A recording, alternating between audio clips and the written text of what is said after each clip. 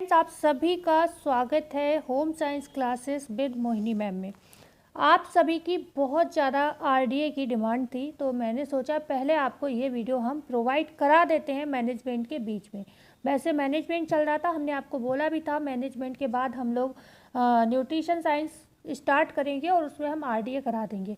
और बहुत से बच्चों के कमेंट न्यूट्रिशन साइंस को ना लेकर मतलब नहीं आ रहे हैं तो वो एक्सटेंशन एजुकेशन या फिर प्रैक्टिस के लिए कमेंट ज़्यादा आ रहे हैं, ठीक है, कि टॉपिक वाइज प्रैक्टिस कराई जाए। तो फिर ये भी दुविधा थी कि हो सकता है न्यूट्रिशन साइंस स्टार्ट ही ना हो, इसके बाद प्रैक्टिस ही वगैरह हो, तो मैंने सोचा आरडीए करा देती हूँ। देखो, ये क्लास एक ऐसी क्लास है जिसके लिए कॉपी पेन अगर लेकर बैठ सकते हो तो ज़्यादा बेहतर है। ये आप देख लोगे और याद हो जाएगा, इसमें ऐसा कुछ नहीं है, इसे लिखना पड़ेगा, समझना पड़ेगा, ठीक है। तो अब आपको हम बताएं, आरडीए 2010 में आया, ठीक है, 10 के बाद 2020 में आया, तो कह सकते हैं 10 साल में अपडेट होता है आरडीए। ओके, इतना तो क्लियर है। लेकिन हाँ, आज हम एक चीज़ और ज़रूर चाहेंगे भाई, इस वीडियो को ज़्यादा से ज़्यादा शेयर चाहिए, हमें ज़्यादा से ज़्यादा आपका प्यार चाहिए, क्योंकि इस टॉपिक को हमने पहले सब तैयार कर रखा था, पर पता नहीं कैसे पेजेस डिलीट हो गए, क्या हुआ। तो आज मैंने फिर इसके लिए दोबारा पूरा मतलब मेहनत की। मैं बहुत खुश थी, मैंने सोचा आरडीए की डिमांड आ रही है बच्चों की, तो आरडीए पढ़ा देते हैं, करना क्या है, सारा टाइप किया हुआ रखा ही है। जब मैंने इमेजेस को चेक किया, पीडीएफ में मैं कन्वर्ट करना भूल गई, इमेजेस को मैं पीडीएफ में कन्वर्ट करना भूल गई, इसीलिए मैंने जो भी फालतू की इमेजेस डिलीट किए, क्योंकि इतना सारा टाइपिंग रोज़ करती हूँ तो पेज कई बार गिनती नहीं हूँ, मतलब चेक ज़्यादा नहीं करती हूँ, लगता है ये सारा पढ़ा चुकी हूँ और मैं डिलीट कर देती हूँ। उसी धोखे में मैं ये भूल गई कि मैंने आरडीए भी बीच में टाइप कर रखा है, ठीक है। तो ये मेरी बहुत बड़ी मिस्टेक रही, तो इसको मैंने फिर दोबारा टाइप किया आज बैठ के, तो इसीलिए बहुत ज़्यादा मैं परेशान हो गई। ओके, जैसे कि मैं आपको जिस टाइम क्लास मिल रही है तो मैं उसकी रात को ही एक दिन पहले रिकॉर्ड कर लेती हूँ, इसलिए मैं आज बोल रही हूँ, ठीक है। आपको ये क्लास मिलती है मॉर्निंग में, मैं रात में ही इसको रिकॉर्ड कर लेती हूँ, तो इसलिए मैं बहुत थक के आज मैंने इस वीडियो को तैयार किया है। ये मत सोचिएगा कोई एहसान कर रही हूँ, लेकिन हाँ, मेहनत की है। ओके, अकेले बच्चे को संभाल कर पढ़ाई करके पढ़कर बहुत मुश्किल होता है, आप सब समझ सकते हो इस चीज़ को। ओके, और अचानक से कोई काम आ जाए जो कि उम्मीद थी कि सब तैयार है, तो और ज़्यादा बहुत इरिटेशन होता है कि अरे ये क्या हुआ। तो कोई नहीं, मैंने फिर भी तैयारी कर ली। आज हम इसको बहुत अच्छे से पढ़ेंगे, बहुत अच्छे से, ठीक है, सारा समझ आएगा आपको। तो स्टार्ट करते हैं क्लास को। बहुत बातें हो गई, बस वीडियो को लाइक शेयर एंड सब्सक्राइब कर दोगे तो मेरी मेहनत सफल हो जाएगी, ठीक है। तो रिकमेंडेड डाइटरी अलाउंस, आरडीए का ये फुल फॉर्म है, ये भी बहुत इंपॉर्टेंट है, याद रखना, क्योंकि कई बार आपसे फुल फॉर्म ही पूछ ली जाती है। तो recommended dietary allowance full form है, 2020 में अभी आया है ये, ठीक है, बीच बीच में अपडेट भी हुआ है। 2020 में आया, 2023 में इसको अपडेट किया गया, फिर कुछ लोगों को और खुजली हुई तो उन्होंने क्या किया कि इसको 2024 में भी कुछ अपडेट कर दिया, कैल्शियम वगैरह को अपडेट कर दिया। तो एक प्रश्न और भी बन सकता है कि 2024 में इसको अपडेट किसने किया। तो 2024 में अगर पूछा जाए अपडेट किसने किया, तो ये किया है आपके आईसीएमआर ने किया है, ठीक है, आईसीएमआर ने किया है। और किसने किया है, निन ने किया है। ओके, निन ने किया है, तो आईसीएमआर और निन ने किया है इसको अपडेट। अच्छा, एक चीज़ बताइएगा, निन की स्थापना कब हुई।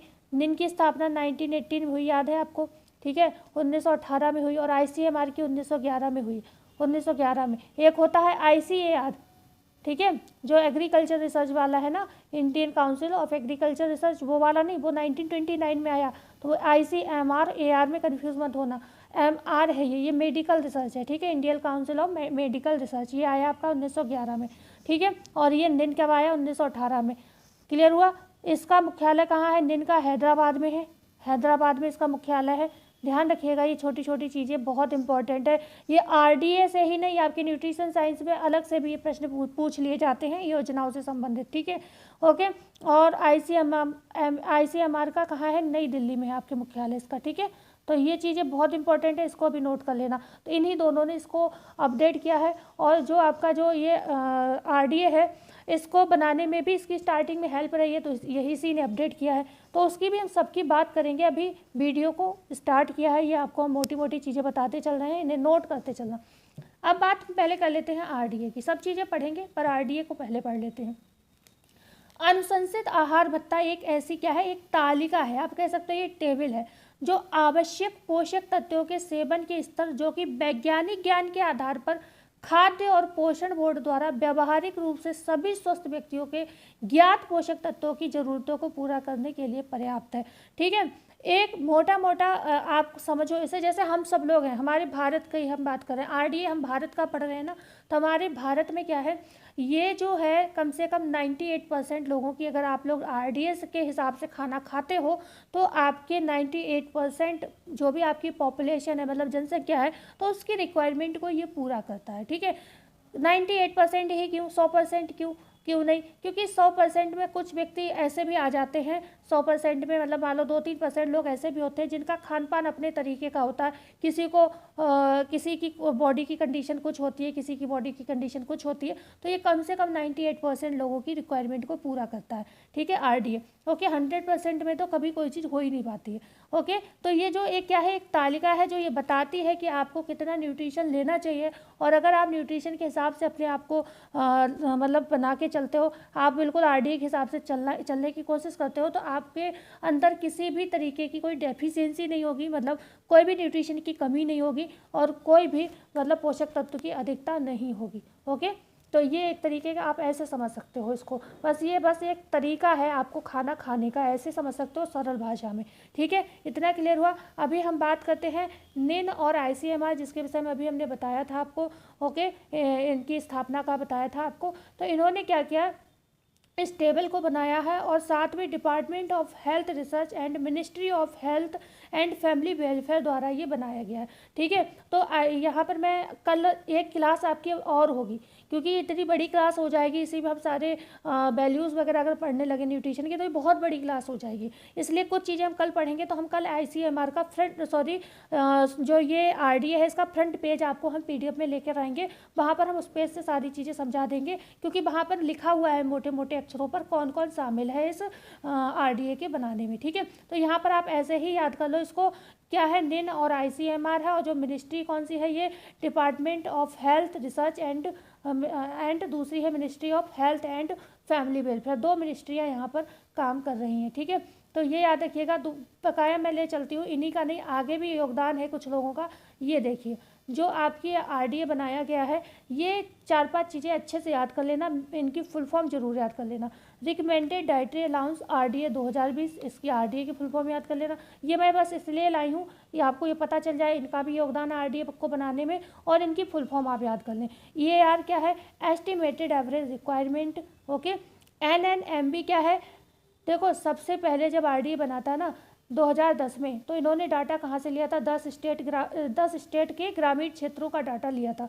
ठीक है, लेकिन क्या व्यक्ति शहरों में नहीं रहते, शहरों में भी रहते हैं, शहरों में भी सब बहुत बड़े काबिल ही थोड़ी ना होते कि बढ़िया खाना खाते हैं, बढ़िया से बढ़िया। ठीक है, ऐसा तो है नहीं, तो ये ग्रामीण क्षेत्र से ही लिया गया था डाटा, इसलिए ज़्यादा अच्छा नहीं था। तो इस बार जब आरडीए बनाया गया 2020 में, तो यहाँ पर जो डाटा लिया गया 2020 में, वो NNMB से लिया गया, NFHS से लिया गया, WHO से लिया गया, और IAFP से लिया गया। इन 4 संस्थाओं द्वारा लिया गया। ये संस्थाएं, एक ऐसा नहीं था कि ये 10 गाँव से संबंधित थी या 10 शहरों से संबंधित थी, ये ओवरऑल रिसर्च करती रहती है, अपने समय समय पर सर्वे कराती रहती है। हर क्षेत्र में मान लो कुपोषण हुआ तो क्यों हुआ, इस पर इनकी रिसर्च चलती रहती है। ठीक है, घेंगा फैला तो क्यों फैला, इस पर इनकी रिसर्च चलती रहती है। जो भी रतौंधी अगर बहुत ज़्यादा लोगों को हुआ तो क्यों हुआ, इस मतलब कहाँ पर किस क्षेत्र में ज़्यादा हुआ, क्यों हो रहा है, वहाँ के खाद्य पदार्थ में क्या जो विटामिन है, उस विटामिन ए है या कैरोटीन है, उसकी कमी है, किस वजह से रतौंधी इस क्षेत्र में ज़्यादा हो रहा है। तो इन लोगों की क्या होती है, रिसर्च से चलती रहती है। जब ये सारी उसकी जड़ पर पहुँचते हैं तो उसका ये हल भी ढूंढते हैं। मान लो किसी क्षेत्र में ज़्यादा समस्या हो रही, मान लो घेंगा हो रहा है कहीं, ओके, तराई वाले क्षेत्रों में घेंगा ज़्यादा होता है, आप जानते हो, तो वहाँ पर क्या है, आयोडीन के प्लांट लगाए गए, यूनिसेफ द्वारा लगाए गए थे। आयोडाइजेशन प्लांट यूनिसेफ द्वारा राजस्थान में लगाया गया था, आपको हमने पढ़ाया था, याद होगा आपको। ठीक है, तो ये सब क्या है, ये रिसर्चेस चलती रहती है समय समय पर। तो इन सब के क्या है, डाटा को उठाया आरडीए ने, और इसी के बिहाफ पर आपका आरडीए तैयार कर दिया। और ये रिपोर्ट कब कब की थी आप देख लीजिए, खुद मैंने सारा नोट कराया है। ये इन्होंने नेशनल, जो हमने बताया था आपको, NNMB, ठीक है। NNMB भी बताया नीचे, तो एक ये संस्था से लिया। तो ये 2015-16 की इनकी रिसर्च रिपोर्ट थी न्यूट्रिशन के ऊपर, जिससे इन्होंने डाटा लिया और RDA बनाया। तो इसकी फुल फॉर्म क्या है? नेशनल न्यूट्रिशन मॉनिटरिंग ब्यूरो, ठीक है। NNMB से डाटा लिया। दूसरा इन्होंने किससे लिया? NFHS से लिया, मतलब नेशनल फैमिली हेल्थ सर्वे से डाटा लिया, जो कि 2015-16 में ये भी रिसर्च हुई थी, ठीक है। तो इससे डाटा लिया। तो ये कोई पर्टिकुलर, ये जरूरी नहीं था कि ये 10 गाँव शहर से ले लिया गया, ये ओवरऑल हर क्षेत्र में मतलब कई जगह से ये रिसर्चेस हुई थी, ठीक है। वर्ल्ड हेल्थ ऑर्गेनाइजेशन आप जानते हो, ये तो इंटरनेशनल लेवल की संस्था है, ओके। मतलब WHO जो है UNO का अंग है, तो ये इंटरनेशनल लेवल पर वर्क करता है। तो इसकी भी रिपोर्ट को इन्होंने कंसीडर किया 2015 और 16 की, ठीक है। और Indian academy of paediatrics IAP 2015-16, इसका भी इन्होंने यूज़ किया। तो इन 4 जगह से इन्होंने डाटा को उठाया। तो आपसे पूछा जाए डाटा कहाँ से लिया RDA ने, RDA चार्ट बनाने में, तो NNMB से लिया, NFHS से लिया, WHO से लिया और IAP से लिया। और बस इससे ज़्यादा हमारे हिसाब से सन वगैरह नहीं पूछी जाएंगी, ठीक है। तो ये आपको 4 चीज़ें बहुत ही मोस्ट है, इन्हें याद रखना कि ये पूछा, मतलब यहाँ से डाटा उठाया गया, ठीक है। तो ये साथ में फुल फॉर्म भी आपके लिए बहुत इंपॉर्टेंट है। क्लियर हुआ? तो अब हम आ जाते हैं अपने स्टार्टिंग पेज पर, जो कि जहाँ से हमें पढ़ना है। तो हमने RDA समझा, अब हम समझते हैं, हाँ ये बात हमने आपको ऐसे ही बता दी। जो ये आहार भत्ता RDA है, ये एक समूह में लगभग सभी 97 to 98% स्वस्थ व्यक्तियों की पोषक तत्वों की आवश्यकता को पूरा करने के लिए पर्याप्त दैनिक आहार सेवन का एक स्तर है। मतलब ये है किसके लिए? स्वस्थ, मान लो जो नॉर्मल लोग हैं उनके लिए है। ये नहीं कह रहा है कि आपके शरीर में कुपोषण है तब आपके लिए ये काम करेगा, नहीं। कुपोषण है तो आपको ये RDA तो खाना है, प्लस आपके शरीर में जो कमी हो रही है ना, उसकी पूर्ति के लिए आपको एक्स्ट्रा डाइट भी लेनी पड़ेगी, ठीक है ना।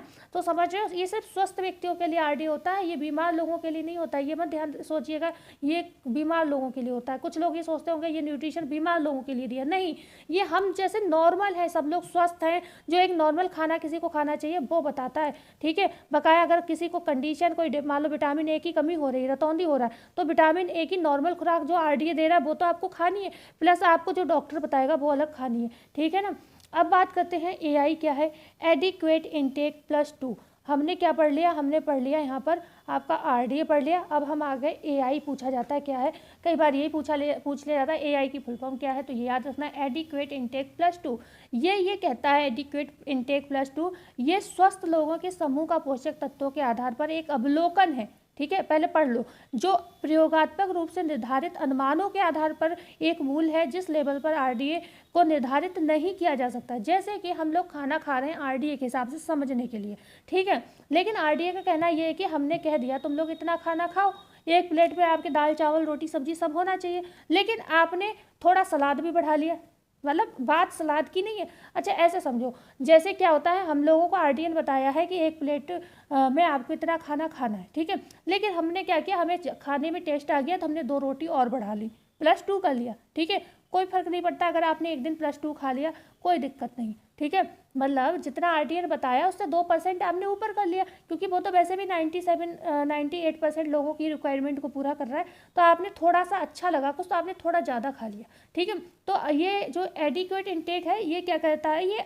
अवलोकन पर आधारित है, मतलब अनुमानों पर आधारित है, कि ऐसा नहीं कि आपने RDA ने जो कह दिया उससे 2% अगर ज़्यादा कुछ खा लिया तो आपको कोई बीमारी हो जाएगी, ठीक है। तो एडिक्वेट इनटेक ये बताता है कि ये एक अनुमान बेस्ड है आपका RDA, इसमें अगर आप 2% इसके हिसाब से ऊपर भी खा लेते हो तो आपको कोई इफेक्ट पड़ने वाला नहीं है। तो AI आपसे ये कहता है। +2 इसमें लगा हुआ है, इसलिए मैंने ये लगाया, कोई ऐसे ही मत समझिएगा। +2 का मतलब ये है कि अगर आप 2% एक्स्ट्रा चीज़ खा रहे हो तो उससे कोई इफेक्ट नहीं पड़ता। अभी आप समझिएगा हर -2 भी आएगा और एक जो होती है उससे ऊपर भी चीज़ आएगी, जैसे ये आया टॉलरेबल अपर इनटेक लेवल TUL और अपर न्यूट्रिएंट लेवल UNL, ये दोनों लगभग सेम है।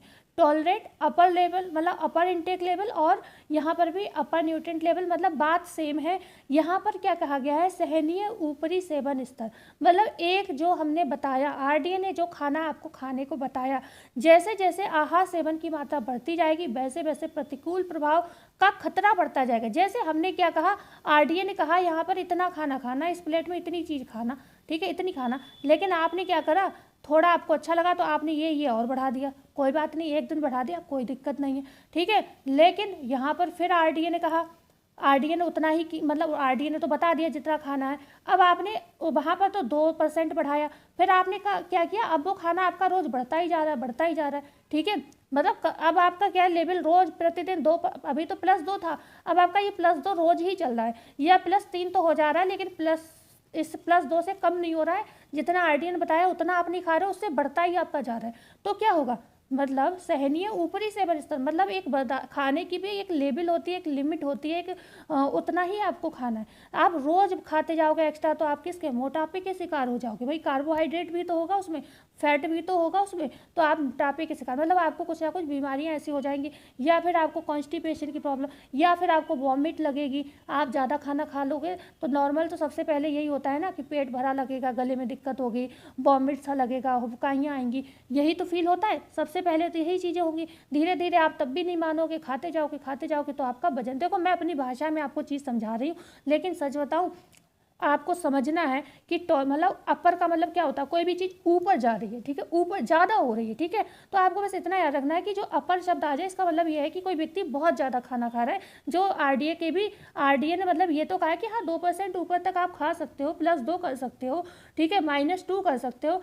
लेकिन लगातार आप बढ़ाते जा रहे हो, लगातार आप घटाते जा रहे हो तो भी दिक्कत होगी, बढ़ाते जाओगे तो भी मोटापा वगैरह बढ़ेगा। तो ये जो टॉलरेबल अपर इनटेक है या अपर न्यूट्रिएंट लेवल है, ये बताता है कि लिमिट है एक बढ़ाने की भी, ये नहीं है कि आप अपनी मर्जी से कितना भी खाए जा रहे हो, ऐसे आप समझो, ठीक है। तो क्या खतरा बढ़ता जाएगा, प्रतिकूल प्रभाव का खतरा बढ़ता जाएगा, मतलब बीमारी बढ़ती जाएगी भाई, मोटापा बढ़ेगा, डायबिटीज़ बढ़ेगी, हाइपरटेंशन बढ़ेगा, बहुत सारी समस्याएं आती हैं जब हम मोटे हो जाते हैं। तो अब आया क्या उसके opposite, lower threshold intake LTI, ये दो चीज़ें सेम हैं बिल्कुल।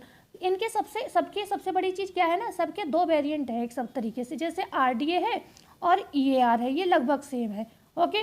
ऐसे में ये ज़्यादातर चीज़ें सेम ही हैं, आप उन्हें चाहे लोअर थ्रेशोल्ड इनटेक कह दो या फिर लोअर रेफरेंस न्यूट्रिएंट, लोअर और यहाँ पर अपर, दोनों चीज़ें सेम है। अपर का मतलब ये है कि चीज़ बहुत ज़्यादा आप जितना आरडीए ने बताया आप उससे भी ज़्यादा ले रहे हो, थोड़ा ज़्यादा लिया चल गया, लेकिन आपने बहुत ज़्यादा लेना शुरू कर दिया खाना, तो आप क्या हो जाओगे, बहुत मोटे हो जाओगे, आपको एक्स्ट्रा बीमारियां लग जाएंगी जो कि खतरा का कारण बन जाएंगी आपके शरीर के लिए।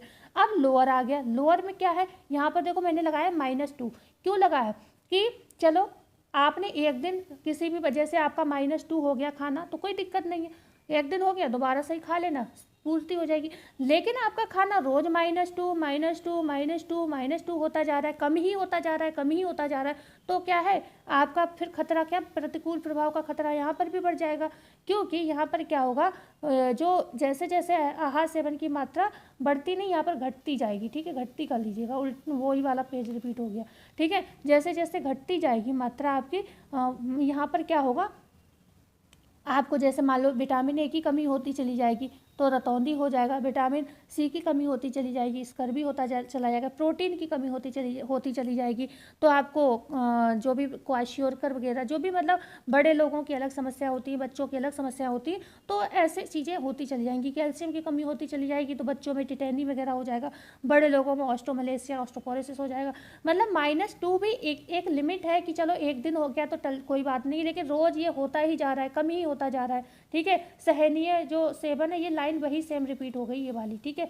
बल्कि इसका असल में ये था, मैंने टाइप नहीं की थी, ये वाली लाइन मैंने टाइप ही नहीं की थी, मैंने सोचा था ऐसे ही समझा दूंगी, तो मैंने फिर भूल गई, मैंने डिलीट करना ये वाली लाइन, ये इसी की रिपीट हो गई, ठीक है। तो ये हुआ, तो बस इसका उल्टा करना है सीधे, आपको जो अपर लेवल है इसका उल्टा कर देना है यहाँ पर बिल्कुल, ठीक है। तो बस इसको समझने वाला था कि रोज़ रोज़ अगर आपका न्यूट्रिशन कम होता चला जाएगा तो आप क्या है, बीमारी के शिकार हो जाओगे। दोनों कंडीशन, ना आपको बहुत ज़्यादा खाना है ना बहुत कम खाना है, ठीक है। आगे हम करते हैं, यहाँ पर पढ़ते हैं एस्टिमेटेड एवरेज रिक्वायरमेंट, मतलब EAR पर हम आ जाते हैं, ओके। EAR सॉरी RDA और EAR नहीं, EAR और ANR सेम है, ठीक है। एवरेज न्यूट्रिएंट रिक्वायरमेंट और एस्टिमेट एवरेज रिक्वायरमेंट, धोखे में बोल दिया मैंने RDA और EAR, RDA तो पूरा चार्ट ही है, ठीक है। EAR और ANR सेम है, देखिए एस्टिमेटेड एवरेज रिक्वायरमेंट, यहाँ पर एवरेज न्यूट्रिएंट रिक्वायरमेंट, मतलब एवरेज की बात कर रहे हैं। तो यहाँ पर ये RDA क्या बताता है, इसका प्रयोग जो ये EAR है जो एस्टिमेटेड एवरेज रिक्वायरमेंट, इसका प्रयोग किया क्यों जाता है? इसका प्रयोग RDA को कैलकुलेट करने के लिए मील प्लानिंग जो भी प्लान करता है RDA खाने का, उसमें किया जाता है, कैलकुलेशन का प्रयोग किया जाता है इसमें मतलब इसी के द्वारा कैलकुलेट इसको किया जाता है। एक पोषक तत्व का सेवन मूल्य जो एक समूह में आधे स्वस्थ व्यक्तियों की आवश्यकता को पूरा करने के लिए अनुमानित है। मतलब एक समूह कोई बनाओ आप समझने के लिए, क्योंकि RDA आपका व्यक्तिगत भी होता है, सामूहिक भी होता है और पूरी जनसंख्या को भी फॉलो करता है। ठीक है, आपके देश, आपके पूरे भारत के लिए बना है। तो व्यक्तिगत तो पूरे भारत में ही जनसंख्याएं हैं। ठीक है, समूह बनेंगे भारत में। मान लो ये व्यक्ति है, ठीक है, एक व्यक्ति की रिक्वायरमेंट RDA ने पूरी की, ओके, तो ये व्यक्ति मिलकर तो समूह बनाएंगे, तो सारे व्यक्तियों की रिक्वायरमेंट पूरी कर रहा है RDA, तो वो पूरा समूह बना तो व्यक्तियों से ही, तो समूह की भी रिक्वायरमेंट पूरी हो जाएगी। और जो ये पूरा समूह है, इन्हीं समूह से तो पूरी देश की जनसंख्या बनी है, तो उनकी भी रिक्वायरमेंट पूरी हो जाएगी। तो यहाँ पर जो है ये कह रहा है कि जो ये पोषक तत्व का जो सेवन मूल्य है, ये एक समूह के आधे, तो जो भी हमारे देश की जनसंख्या है, इनके आधे समूह की आवश्यकता को ये पूरी करता है। ठीक है, आधे समूह की आवश्यकता को जो है EAR आपका पूरा करता है। ये बात EAR की चल रही है, ना कि RDA की। ठीक है, RDA कितना कर रहा है? RDA तो 98% लोगों की रिक्वायरमेंट को पूरा कर रहा है, लेकिन जो आपका EAR है ये आधे समूह की जनसंख्या मतलब 50% का ये रिक्वायरमेंट को पूरा करता है। ठीक है, ये EAR 50% का करता है और RDA 98% का, ये ध्यान रखिएगा, ये अंतर है दोनों का। RDA की आवश्यकता फैक्टर क्यों है? मतलब फैक्टर कह लो या आवश्यकता कह लो, वही आवश्यकता है वही फैक्टर है। देखो RDA की आवश्यकता क्यों है? आवश्यकता इसलिए है कि हमें ये पता चल जाए कि एज के हिसाब से कितना हमें खाना है, हमारे जेंडर के हिसाब से हमें क्या खाना चाहिए, हमारी बॉडी वेट के हिसाब से हमें कितना खाना चाहिए, हमारी फिजिकल जो स्टेटस होते हैं, शारीरिक स्थिति में बहुत सारी चीज़ें आती हैं कि आप शैशव हो, मतलब शैशवावस्था में हो, या मतलब इन्फेंट हो, या फिर आप चाइल्ड एज में हो, मतलब कह सकते हो आप बाल्यावस्था में हो, किशोरावस्था में हो, गर्भावस्था में हो, धात्री अवस्था में हो, वृद्धावस्था में हो, या फिर आप नॉर्मल एडल्ट हो। ठीक है, एडोलिसेंस में, मतलब किस अवस्था में आप आते हो उसके आधार पर भी ये खाने को बताता है। मतलब मैं खाना शब्द एक कह रही हूँ ना, मेरा पढ़ाने का तरीका मैं कैजुअल चाहती हूँ, जो आपको समझ में आए, बिल्कुल नॉर्मल भाषा हो। ठीक है, तो ये सारी भाई क्या है, RDA में हम खाना ही तो खाएंगे, बस वो खाना ऐसा होना चाहिए जिसमें हमारी बैलेंस डाइट होनी चाहिए। हमें सब कुछ हमारी उम्र के हिसाब से, हमारे जेंडर के हिसाब से, हमारी बॉडी वेट के हिसाब से, हमारे कार्य के हिसाब से हमें मिलता रहे। ठीक है, हमारी स्थिति के हिसाब से हमें मिलता रहे। तो RDA की हमें आवश्यकता क्यों है? क्योंकि इन सब चीज़ों की रिक्वायरमेंट पूरी हो सके, इसलिए हमें आवश्यकता है।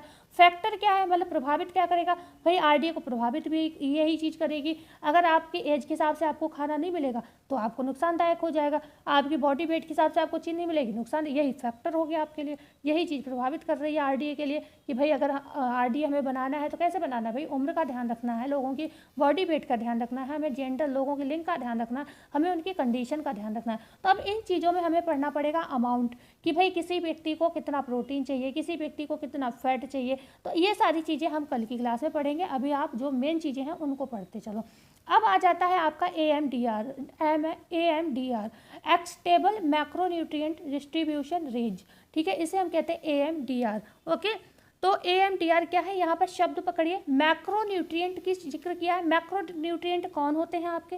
कौन होते हैं मैक्रोन्यूट्रिएंट? मैक्रोन्यूट्रिएंट आपके होते हैं प्रोटीन, आपका फैट एंड आपका कार्बोहाइड्रेट CHO। ठीक है, मतलब जिसे CHO भी कहते हैं। तो ये तीन आपके क्या है? मैक्रोन्यूट्रिएंट हैं। ओके, क्लियर हुआ? तो ये जो एक्सटेबल मैक्रोन्यूट्रिएंट डिस्ट्रीब्यूशन रेंज होता है AMDR, ये बताता है कि भाई कितना किसी व्यक्ति को प्रोटीन लेना चाहिए, कितना फैट, कितना CHO, मतलब ये मैक्रोन्यूट्रिएंट पर ध्यान देता है। ठीक है, बस आपको ये चीज़ पकड़ना है शब्द, और ये चीज़ पकड़ना है। ऐसे ही आपसे प्रश्न बन सकता है कि AMDR में AMDR किसको इंडिकेट करता है? तो ये मैक्रोन्यूट्रिएंट को इंग्रेडिएंट का मतलब बताता है। आपसे ये पूछा जा सकता है कि AMDR के अंतर्गत कौन कौन से तत्व आते हैं? तीनों दे दिए जाए, protein, fat and carbohydrate, D दे दिया जाएगा उपर्युक्त सभी। अब आप लोग कंफ्यूज है, आप इस शब्द को ही नहीं पकड़ पा रहे हो, तो बस आपको मैक्रोन्यूट्रिएंट इसमें पकड़ना है, यहीं से पता चल जाएगा कि ये बात किसकी कर रहा है। ओके, क्योंकि माइक्रो का मतलब होता है सूक्ष्म जो पोषक तत्व हमें चाहिए होते हैं, जैसे आपके विटामिन या खनिज होते हैं, और मैक्रो का मतलब होता है जो हमें ज़्यादा अमाउंट में हमारी बॉडी को चाहिए होते हैं, प्रोटीन है, फैट है, कार्बोहाइड्रेट हम ये ज़्यादा खाते हैं। ओके, कुछ चीज़ें जो मोस्ट इम्पॉर्टेंट हैं आपके लिए और जो कि प्रश्न बनने की बहुत ज़्यादा संभावना है, उनकी हम आज चर्चा ज़रूर करेंगे। और बकाया जो याद करने वाली चीज़ें हैं वो भी कल हम करेंगे। और कुछ पॉइंट अभी मुझे पढ़ाते पढ़ाते याद आ गए कि मैंने वो चीज़ तो यहाँ पर टाइप नहीं की है, वो भी हम कल की क्लास में जिक्र करेंगे। क्योंकि जैसे कि अभी हमने ये प्रोटीन के विषय में बताया, तो मैक्रोन्यूट्रिएंट्स का भी है, वो मैं भूल गई टाइप करना, तो वो अब मैं कल ही, क्योंकि अब फ़ोन मुझे पता है इसी क्लास में टाइम लग जाएगा, तो अब हम उतना ही पढ़ेंगे जितना हमने यहाँ पर टाइप कर रखा है।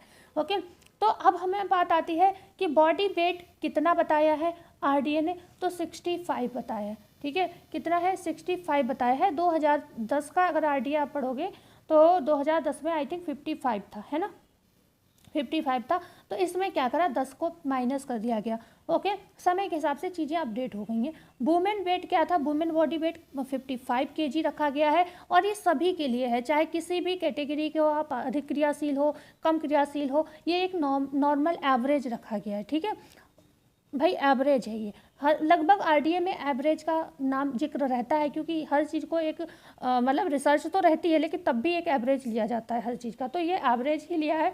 65 केजी पुरुष का वेट रखा है और 55 किसी महिला का, क्योंकि आप जानते हो ना, समय के साथ लोग मोटे ज़्यादा हो रहे हैं आजकल, वेट ज़्यादा बढ़ रहा है, लोग बैठे बैठे काम ज़्यादा करते हैं, खाते पीते आजकल ज़्यादा हैं लोग। ओके, तो इस वजह से यहाँ पर ये वेट बढ़ा दिया गया है। आगे हम बात करते हैं गर्भवती माता के लिए। गर्भवती माता के लिए बॉडी वेट क्या रहेगा, तो इसमें इसी में +10 कर देना, मतलब 55 केजी कर देना है। 55 केजी में आप कितना कर दोगे, 10 ऐड ऑन कर दोगे तो कितना हो जाएगा, 65 जितना पुरुष का है। ठीक है, तो मैं ये समझाने को लिख दिया, बकाया सीधे सीधे आप कर लोगे तो भी आंसर आ जाएगा।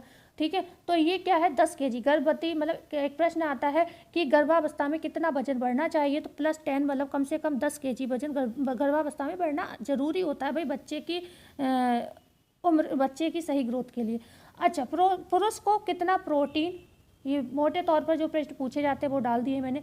पुरुष के लिए पूछा जाए प्रोटीन कितना देना है। ठीक है, पुरुष का प्रोटीन देखो 2024 में जो भी चेंजेस हुए, बहुत ज़्यादा नहीं हुए, वो भी हम डिस्कस कर लेंगे। पुरुष प्रोटीन पूछा जाए कितना, तो 54 ग्राम डे, मतलब 54 ग्राम डे लेना है। क्यों, क्योंकि भाई 65 केजी वजन है। पहले के समय में क्या होता था कि 1 ग्राम केजी दिया जाता था, है ना, 1 ग्राम केजी दिया जाता था। 1 केजी व्यक्ति को 1 ग्राम प्रोटीन देने का पहले के समय में चलन था। तो अगर पहले के हिसाब से चलेंगे तो 65 ग्राम ही प्रोटीन लेना चाहिए। लेकिन क्योंकि अब प्रोटीन की रिक्वायरमेंट को घटा दिया गया है, कितना कर दिया गया है, प्रोटीन की रिक्वायरमेंट को 0.08 कर दिया गया है। ठीक है, अभी मैंने कहीं पर डाला भी है, इसको शायद लिखना भूल गई। ओके सॉरी, 0.083 कर दिया गया है। ठीक है, ये देखिए। ओके, अब कितना का दिया गया है कि 1 केजी किसी व्यक्ति का वजन है, तो उसको 0.83 ग्राम प्रोटीन लेना है। तो उस हिसाब से अगर 65 केजी किसी का वजन है तो उसको 54 ग्राम प्रोटीन जो है लेनी चाहिए। ओके, 65 केजी पर 65 किलो का कोई व्यक्ति है तो उसे 54 ग्राम प्रोटीन एक दिन में खानी चाहिए। ओके, अगर पर केजी पूछा जाए तो पहले आप आंसर कर देते थे किसी भी व्यक्ति को कितना प्रोटीन चाहिए, तो आप आंसर देते थे 1 ग्राम। अभी आंसर दे दिया तो आंसर गलत हो जाएगा। ठीक है, 0.83 ग्राम आंसर देना। अब आप, ये चेंज हो गया है समय के साथ। कोई भी महिला है उसको कितनी प्रोटीन चाहिए, तो 45.7 ग्राम चाहिए प्रोटीन पूरे दिन में। प्रेग्नेंट का अगर सेकंड ट्राइमेस्टर है, देखो प्रेग्नेंट लेडी के 3 ट्राइमेस्टर होते हैं, एक फर्स्ट होता है, दूसरा सेकंड होता है। ठीक है, सेकंड होता है और तीसरा थर्ड ट्राइमेस्टर। मतलब फर्स्ट होता है आपका 0 से 3, मतलब बच्चा पेट में आया उससे 3 महीने तक। फिर दूसरा होता है 3 से 6 मंथ का। ठीक है, और उसके बाद होता है जो फिटस होता है बच्चे के जन्म तक का। ओके, 6 से 9 मतलब जन्म तक। तो ये 3 ट्राइमेस्टर में डिवाइड किया जाता है। तो यहाँ पर जो प्रेग्नेंट लेडी का फर्स्ट ट्राइमेस्टर से कोई मतलब नहीं है, जितना आप यहाँ पर ले रहे हो इतना ही लेते रहो, थोड़ा बहुत अपनी मर्जी से बढ़ा लो। ठीक है, बकाया ऐसा कोई वो नहीं है कि बढ़ाना ज़रूरी है, जितना खा रहे हो खाते रहो। लेकिन सेकेंड ट्राइमेस्टर में जैसे ही आप प्रवेश करते हो तो 9.5 इसको ऐड ऑन कर देना है। मतलब अगर आपको 45 लेना है, एक सेकेंड लिख देती हूँ मैं, अगर आपको 45 यहाँ पर बताया गया है, 5.7 बताया गया है, तो इसी में आपको प्लस ये कर देना है 9.5। ठीक है, और यहाँ पर आपको जो ये आंसर आए वो प्रोटीन आपको लेना है। यहीं पर अगर हम बात करते हैं आपका, हाँ जो सॉरी यहाँ पर ये रहा थर्ड ट्राइमेस्टर, ठीक है, ये रहा आपका थर्ड ट्राइमेस्टर। तो थर्ड ट्राइमेस्टर की अगर हम बात करें तो 45 में आपको यहाँ पर 45.7 में थर्ड ट्राइमेस्टर में क्या करना है, 22.0 को ऐड ऑन कर देना है, ठीक है। तो इस तरीके से आपका आंसर निकल कर आ जाएगा। एक मैं समझा भी देती हूँ, मान लो यहाँ पर अगर हमने बात की, ये देख लीजिए, ऐसे करके मैं समझा देती हूँ जल्दी से। तो यहाँ पर 7 आएगा, ओके, और पॉइंट लगा दो बीच में, और 5 2 7 हो गया, और 4 2 6 हो गया, मतलब 67.7 ग्राम प्रोटीन थर्ड ट्राइमेस्टर में एक महिला के लिए चाहिए जब वो प्रेग्नेंट है, ठीक है। 67, यहाँ पर 36 कुछ आंसर ऐसा आ जाए, सॉरी 36 नहीं, यहाँ पर चलो इसको भी करके दिखाई देते हैं। मान लो यहाँ पर आपको 45 ग्राम लेनी है ना, 45.7 ग्राम लेना है, और ये आपका सेकेंड ट्राइमेस्टर में कितना 9.5 लेना है। तो देखो 7 3 10 2 12 का एक हासिल इधर आ गया, 10 5 15, ठीक है, यहाँ पर पॉइंट लगा दो, और 4 1 6 4 1 5 सॉरी, तो 55.2, ठीक है, 55.2 सीधे लिख लो आप। अब इसको बार बार वो मत करो, कहीं पर लिख लो कि आपको अगर सीधे आंसर पूछ लिया जाए कभी, तो आपको वहाँ पर जोड़ना घटाना ना करना पड़े, सीधे आप आंसर कर देना 55.2 सेकेंड ट्राइमेस्टर में चाहिए, और यहाँ पर मैंने अभी आपको बता ही दिया। आगे हम बात करते हैं कैलोरी की। तो कैलोरी ऊर्जा जो है, महिला की बात करते हैं, अभी हम फीमेल की बात करेंगे यहाँ पर। तो जो कम क्रियाशील हैं आपकी, जो कम वर्क करती हैं, उन्हें कितना 1660 एनर्जी लेनी है, मतलब कैलोरी लेनी है प्रतिदिन। मध्यम क्रियाशील को 2130 है ना, और मतलब 2130, और जो अधिक क्रियाशील है उनको 2720 कैलोरी लेनी है, ठीक है, प्रतिदिन ये कैलोरी लेनी है। 16 60 21 30 27 20, 16 60 21 30 27 20, ऐसे करके मतलब इसको बना लो, ट्रिक बना लो। 16 में कितना, 16 में 5 जोड़ोगे 21 हो गया, 21 में 6 जोड़ोगे 27 हो गया। तो 5 और 6 का चल रहा है यहाँ पर, और इधर कर लो खाली 60, 60 का आधा 30, और 30 में 10 माइनस के 20, मतलब एक ट्रिक बना लो। जो ट्रिक होती है काम कर जाती है। तो ये कैलोरी वैसे नॉर्मल याद कर लो, 16 60 21 30 27 20 ऐसे याद कर लो, या फिर जो अभी मैंने बताया कि यहाँ पर ट्रिक बना लो 16 5 और 6, ठीक है, ऐसे करके भी हो जाएगा। और यहाँ पर जो कम क्रियाशील पुरुष हैं, पुरुष के लिए 2110 कैलोरी लेनी है, मध्यम क्रियाशील को 2710 कैलोरी लेनी है, किलो कैलोरी, और अधिक क्रियाशील को 3470 मतलब 3470 कैलोरी लेनी है, ठीक है, क्लियर हुआ। आगे हम बात करते हैं गर्भवती के लिए कितना लेना है। तो गर्भवती में भाई 350 प्लस कर दिया जाएगा अगर कम क्रियाशील है। अगर आपसे प्रश्न पूछा जाए एक कम क्रियाशील महिला, गर्भवती महिला के लिए कितनी कैलोरी चाहिए, कम क्रियाशील गर्भवती महिला के लिए, और आपको ऑप्शन में क्या मिलेगा भाई, ऑप्शन तो यही सारे दे दिए जाएंगे, एक इसको ऐड करके रख दिया जाएगा। तो आपको यहाँ पर 350 करके प्लस आपको पता, मतलब अगर कम पूछा जाए तो 1660 रखना हुआ है, मध्यम क्रियाशील का पूछा जाए तो 2130 का रखना है, अधिक क्रियाशील का पूछा जाए तो 2720 रखना है। तो यहाँ पर 0 6 5 11, ठीक है, 11 7 3 10 का 0, और यहाँ पर क्या है, ये एक है ना, ये 1660, हाँ एक है, तो यहाँ पर आपका हो जाएगा 1 1 2। तो यहाँ पर 20 10 जो है आपको एक कम क्रियाशील गर्भवती महिला के लिए कैलोरी चाहिए, 20 10, ठीक है, 2010, क्योंकि नॉर्मल 1660 दे रहे हैं ना, तो नॉर्मल से थोड़ा 350 ऐड कर दिया जाएगा ना गर्भवती महिला के लिए, इसलिए ओके। अब धात्री माता का पूछा जाए कितना चाहिए, तो धात्री माता का अगर फर्स्ट 0 से 6 मंथ का है, मतलब बच्चा 6 महीने का है, अभी माँ का फीड कर रहा है, मतलब है ना, फीड कर रहा है, तो उसे प्लस 600 चाहिए। और जब 7 से 12 मंथ का बच्चा है, मतलब जो लैक्टेटिंग मदर है उसका बच्चा 7 से 12 महीने में चल रहा है, तो उसको 520 क्यों घटा दिया गया है, क्योंकि अब ये बच्चा जो है ना वीनिंग से हट चुका है, अब ये थोड़ा बहुत कुछ ना कुछ खा रहा है, बिकोस्ट पर आ गया, मतलब कुछ ना कुछ एक्स्ट्रा चीज़ें भी, बिस्किट है, दाल का पानी है, चावल है, ये सारी चीज़ें वो खाने लगा है, तो उसे अब माँ के दूध पर पूरा डिपेंड नहीं है वो, ठीक है। तो यहाँ पर थोड़ा सा 80 ग्राम को कम कर दिया गया है, ओके। 520 किलो कैलोरी देनी है आपको, मतलब 520 ऐड कर देनी है। अगर कम क्रियाशील है तो इसमें ऐड कर देनी है, मध्यम क्रियाशील पूछा जाए तो इसमें ऐड कर देनी है, अधिक क्रियाशील पूछा जाए तो इसमें ऐड कर देनी है। तो यहाँ पर 600 0 से 6 महीने की बच्चे को फीड कराने वाली माँ है उसके लिए, और 520 जो 7 से 12 महीने के बच्चे को फीड करा रही है उसके लिए, क्लियर हुआ। आगे हम बात करते हैं पुरुष और महिला की उम्र की बात पूछी जाए कि उम्र कितनी है, तो 19 से 39 रखी गई है, ठीक है, 19 से 39 यहाँ पर जो है उम्र रखी गई है। पहले कितनी थी, ये 2010 में 20 39 थी, है ना, यही थी 20 39 थी, उसमें 1 माइनस कर दिया गया, तब 19 39 हो गई, ये 2020 में। लंबाई पूछा जाए यहाँ पर लंबाई अगर आपसे पूछी जाए तो यहाँ पर हो जाएगी 172 सेंटीमीटर, मतलब सेंटीमीटर में पूछी जाए तो 172.72, ठीक है। और फिट में पूछी जाए तो 5 फीट 8 इंच हो जाएगी।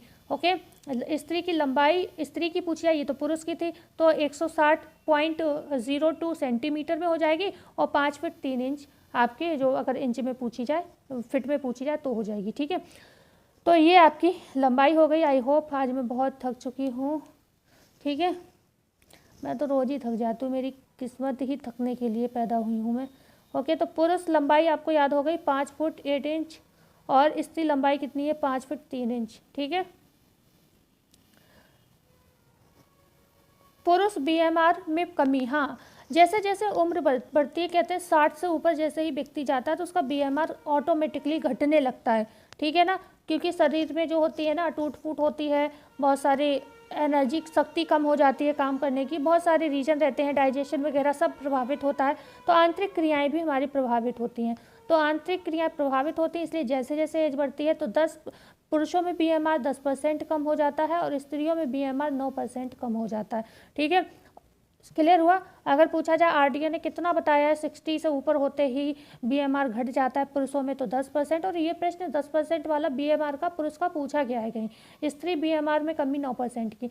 फाइबर कितना बताया गया, अभी इस आंसर को आप मैंने भी 30 ग्राम लिख दिया, 40 कर लो भाई, जो RDA है उसमें तो 40 ग्राम ही दिया है, ओके, 2000 किलो कैलोरी पर, लेकिन RDA का आंसर 30 ग्राम माना जा रहा है, तो इसमें मैं कुछ नहीं कर सकती हूँ, ये आप अपने हिसाब से आंसर लगाना, जो भी आपके मन में आए वो लगा देना। मैं गलत मैं बता दूँ और आयोग कुछ और मान ले तो आप हमसे लड़ोगे आके, है ना।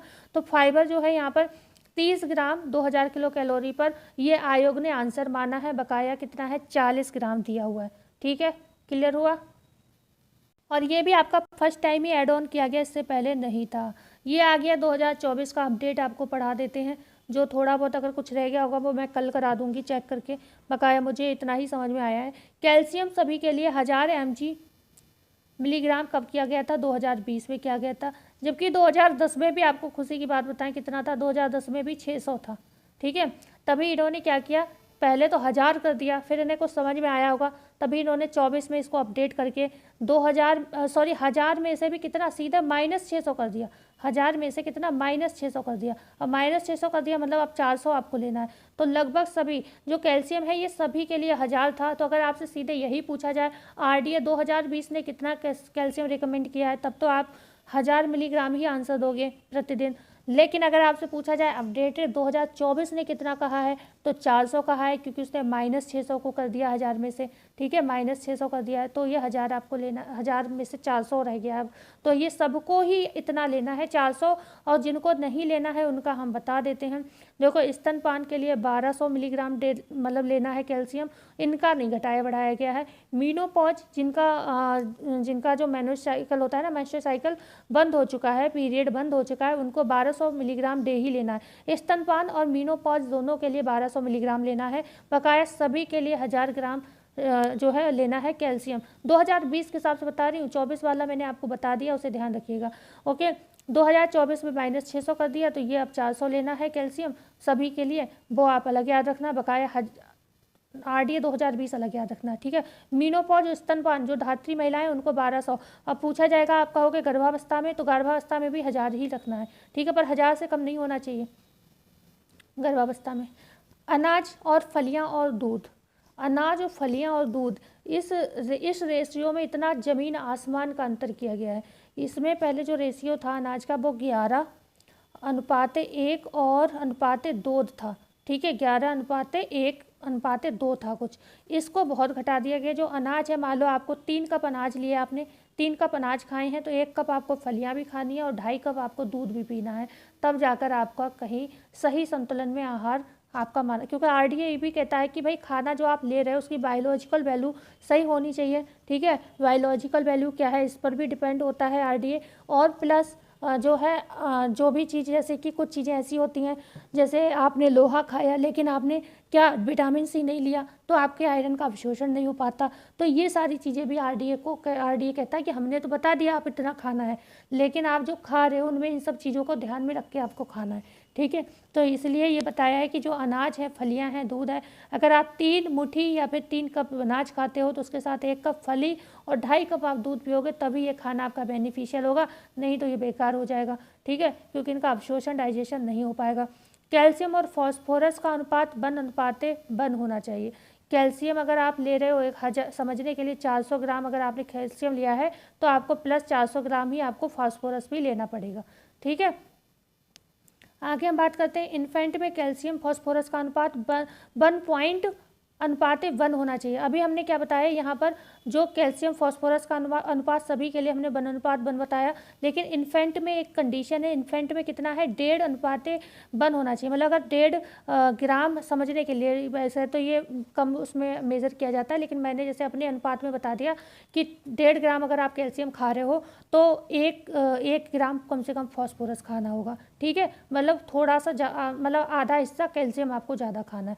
तो वो पॉइंट लगाया ना, पॉइंट का मतलब हो गया ये 1.5, मतलब 1.5 ग्राम आपको कैल्शियम लेना है, 1 ग्राम आपको फॉस्फोरस, मतलब अनुपात पूछा जाएगा आपसे इन्फेंट का, तो आपको कहना 1:1 आंसर जो है आपका सही होगा। वयस्क पुरुष स्त्री में पोटेशियम सोडियम का अनुपात पूछा जाता है तो 1:1 होना चाहिए। जो वयस्क पुरुष और स्त्री हैं उनमें पोटेशियम और सोडियम का कितना अनुपात होना चाहिए, तो 1:1 होना चाहिए। ठीक है, आगे हम बात करते हैं BMI की। बेसल मेटाबॉलिक इंडेक्स जो होता है आपका, या बेसल मेटाबॉलिक रेट जो होता है, ओके, तो ये कितना है, 18.5 से 22.9 किलोग्राम मीटर स्क्वायर। ठीक है, ये आपका BMR बताया है, इतना नॉर्मल जो है होना चाहिए किसी भी व्यक्ति का। ठीक है, ये RDA ने बताया है, ये बकाया आप याद कर लीजिएगा, जो भी फुल फॉर्म है मैंने आपको ये बताई हैं। तो आई होप आपको क्लास आज की अच्छी लगी होगी। एक बार आप चाहें इन सब चीज़ों को नोट कर लें, या तो आप स्क्रीनशॉट चाहें ले लीजिए, मैं सीधे सीधे पेजेस लगा दे रही हूँ, देखिए आप स्क्रीनशॉट भी ले सकते हो, बिल्कुल क्लियर एक एक पेज का। ठीक है,